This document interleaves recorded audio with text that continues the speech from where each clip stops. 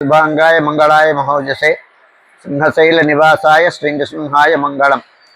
श्री श्री श्री वराह लक्ष्मी नृसिंह प्रभु सन्निधाనంలో श्री पराभवनाम संवत्सरम उत्तरायणम वसंत ऋतुవు चैत्रमासम चैत्रबहुళ ఏకాదశి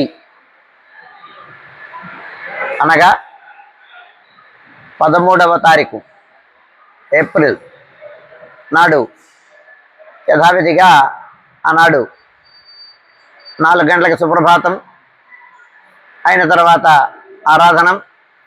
ఆరాధనలో భాగంగా నిత్యవేద పారాయణం, ఉపనిషత్ పారాయణం, దివ్య ప్రబంధ సేవాకాలం, అనంతరం ధూపసేవ సమయంలో చతుర్వేద పారాయణం, శ్రీరామాయణం, భారతం, భాగవతం, విష్ణు పురాణం, క్షేత్ర మహాత్మ్యం, వరాహ పురాణం, శ్రీభాష్యం, భగవద్ విషయం మొదలైన గ్రంథాలన్నీ పారాయణం చేయడానికి ఉపక్రమిస్తారు.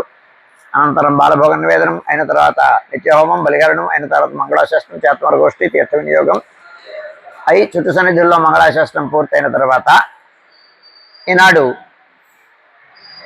చందనోత్సవం నాడు చందన ఉత్తరణం అయిపోయి చందనయాత్ర భక్తుల దర్శనం అయిన తర్వాత రాత్రి తొలి విడతగా సమర్పించేటువంటి చందనం సమర్పణకు గాను ముందుగా ఈనాడు చందనం తీయడం, సేకరించడం ఆరంభం జరుగుతుంది. చందనం స్నాన ముహూర్తం అంటాం దీన్ని. చైత్రబహుళ ఏకాదశి నాడు దీనిని ఆరంభించడం అనుచానంగా వస్తున్న సంప్రదాయం.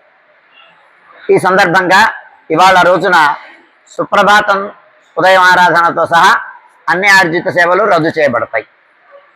సుమారు 6:30 గంటల ప్రాంతంలో చుట్టుమంగళాశాస్త్రం అయిపోయిన తర్వాత స్వామివారి బండారం దగ్గర విశ్వక్సేనారాధనం, పుణ్యాహవచనం అయిన తర్వాత ప్రధానాలయంలోకి వెళ్ళి ఆ చందనం సేకరించడానికి తగినటువంటి ఆ చందన ఖండాన్ని స్వామివారి దగ్గర ఉంచి అర్చనం జరిపించి బయడా ప్రదక్షిణ పూర్వకంగా వచ్చి ఈ చందనం సేకరణం అనేటువంటి కార్యక్రమం ఆరంభమవుతుంది.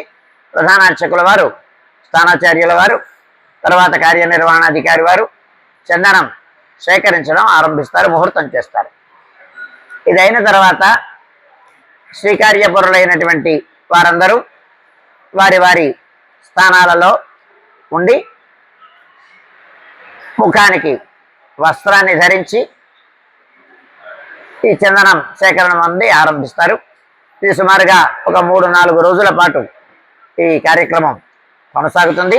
13వ తారీఖున ఆరంభించి తొలి విడతగా స్వామికి చేరాల్సినటువంటి చందనం కనుక చాలా పవిత్రమైనటువంటి భావంతో, పవిత్రమైన వాతావరణంతో, ఆధ్యాత్మికమైనటువంటి భావంతో ఈ చందనం సేకరణం అనేటువంటిది జరుగుతుంది.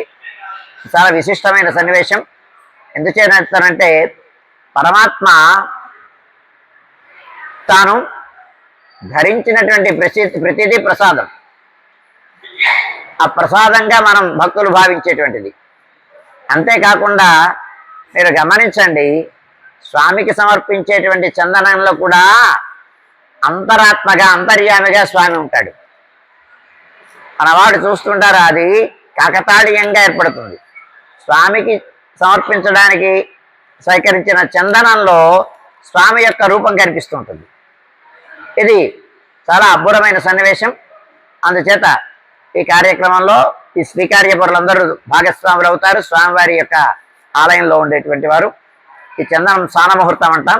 ఈ కార్యక్రమం 13వ తారీఖు ఉదయం 6:30 గంటలకి ఆరంభమవుతుంది.